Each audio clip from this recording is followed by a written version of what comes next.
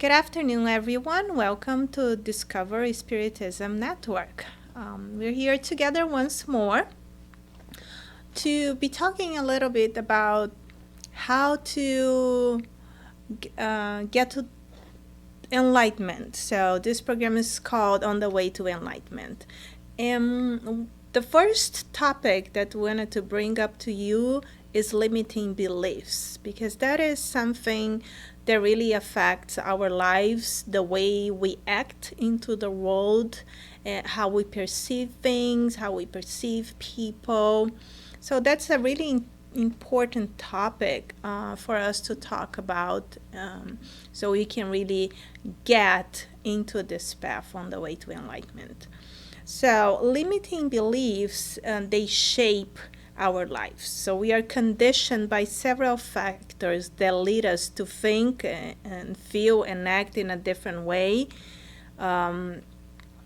with our families, our friends, and sometimes we're paralyzed or we have impulsive behaviors due to the limiting beliefs that we carry. But what are limiting beliefs? They are assumptions we make about ourselves, about others, and about how we expect things to be in our worlds. So they are assumptions, not that they are facts or reality, but assumptions that we make. So there are also theories that we create in our minds on how the world works. They are explanations that we bring, and then we try to explain everything that happens according to what we believe in. There are also conclusions that we make of certain situations, certain experiences that we go through in life.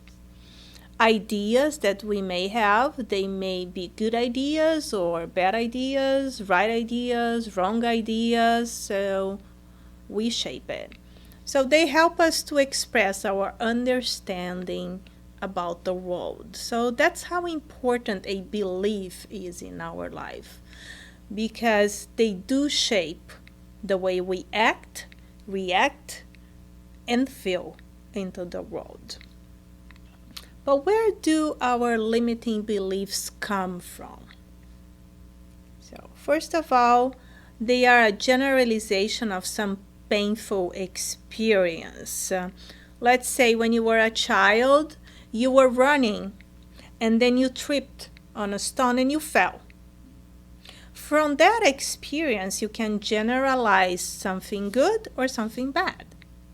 You can think, for example, well, I ran, there was an object in front of me, so every time I run, I have to be a little more careful not to trip and not to fall.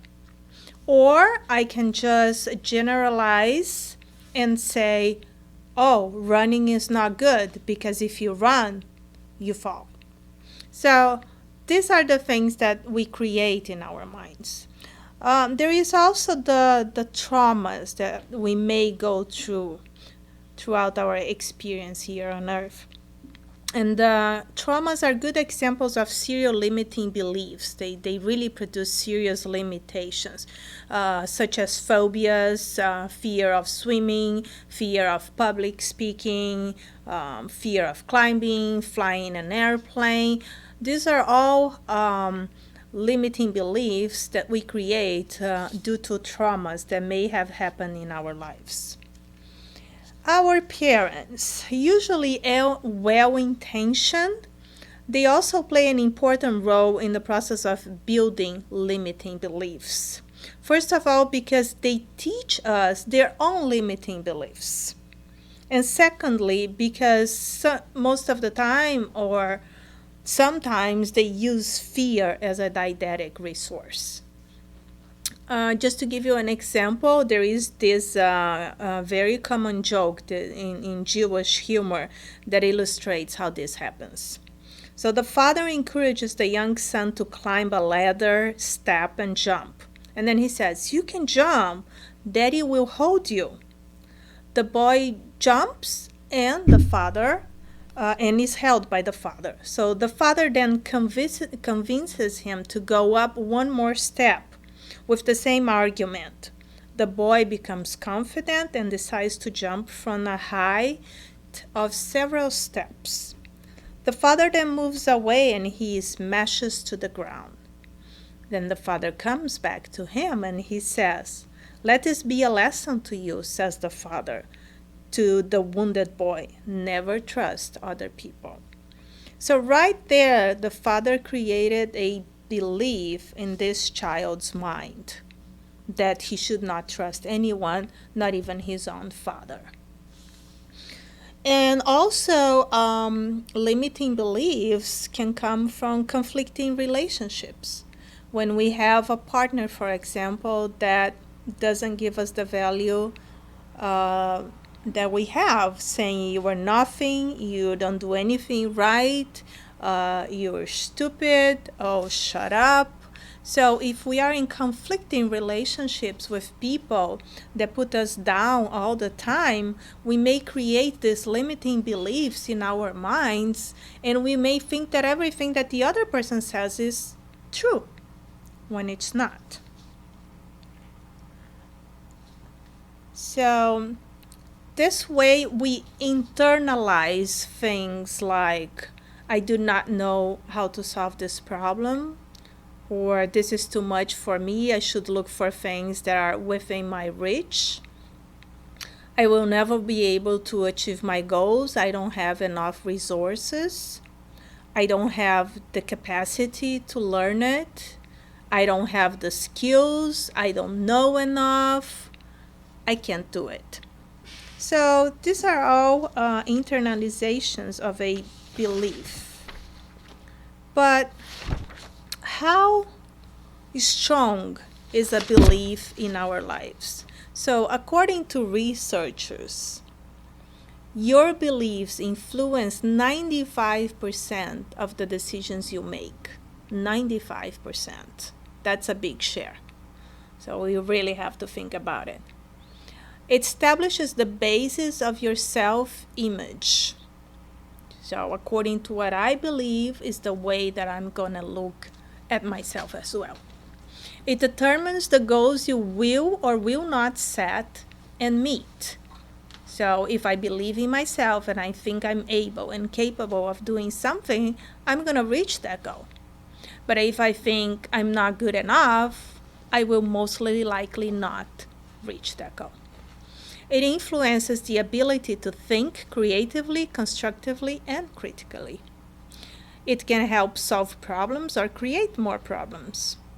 It can determine how you feel about yourself, others, the events and circumstances in your life.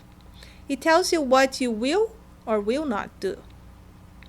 So you see the importance of us having a positive mind, the importance of living in this world with beliefs that benefit us instead of the ones that work against us. So we have Tony Robbins. He's a coach, and he brings us this beautiful paragraph that says, beliefs have the power to create and the power to destroy. Human beings have the awesome ability to take any experience of their lives and create a meaning that disempowers them, or one that can literally save their lives. Okay? So that's what it is. You know, whatever you believe in is what you become. But who am I? Who are we? So do I really know myself? So we thus build our identity from social, cultural experiences, and above all, in the family environment where the different emotional forms that will determine our behaviors throughout life are expressed. So that's how we understand ourselves here. So we create false identities. We suffer with this physical and emotional illness that we carry on. And that brings us a lot of things that don't help us, you know, because When Jesus came to earth, he says that he came to the sick. So we are not perfect, but we are perfectives. We have to work on that. We don't have to feel bad. We have to do the most we can. We have to interact with people the best way we can. We have to do our jobs the best way we can with our limitations without thinking that we are a complete failure. So we create this false identity. We are stuck with it. We justify this negative way being through inappropriate behavior. We become absolutely paralyzed in our development. And that's where we get stuck in life. And then sometimes we feel like we can't go anywhere. But we don't stop and think and analyze and look at ourselves to see what's going on inside. So all that we are is the result of what we have taught. The mind is everything. What we think, we become. That's a paragraph from Buddha. So our beliefs shape our reality. We are the main shareholder of our lives. And if we are the main shareholder of our lives, why on earth are we going to give the power to different people to command our lives, to put thoughts in our heads? So most of you must be familiar with the placebo experiences, where, for example, they have a pill or an injection or any kind of medication. One is the true medication, and the other one is just a placebo. It's just a pill that has no effect at all. And then one pill looks at the other and says, "Are you a placebo?" And then the other says, "Aren't you?" So in this case, perhaps we have implemented so many despairing thoughts in our minds that we have created a self-defeating pattern. So anything seems to be real, like a pill or a shot that is not real, but at the end, it's not. It's just a belief. So the power of belief in our lives, okay, it causes us to produce effects on our bodies. They lead to lack of confidence, fear, and worry. They prevent us from experiencing success and achieving what we want from life. They can trap us in a cycle of helplessness, incapacity, and hopelessness. And our internal dialogue, to a certain degree, can determine our self-image, our self-concept, our self-esteem, and self-confidence. So this is how powerful a belief can be. Henry Ford tells us, whether you think you can or you think you can't, you're right. And this is true. If I think I can do a certain thing, I'll go and I'll look for the means to accomplish that. If I think I'm incapable of accomplishing a task, I'm just going to tell myself I cannot do it, this is too much, and I'm not going to go for it. And therefore, I'm going to prove to myself that I really can't do it. But how do we lift the veil that covers our limiting beliefs?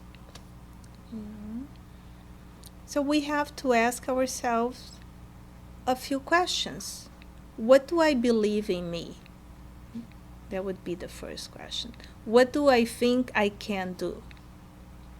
Sit down with yourself, meditate. If you want to put a little song just to relax, ask yourself these questions. What do I believe in me? What do I think I can do? What do I believe about the world? And what do I believe I can achieve in the future? So these are just a few questions that we can silence our minds, ask ourselves, try to be more tolerant with ourselves. The proposal is for transformation. God sees us in a process of growth.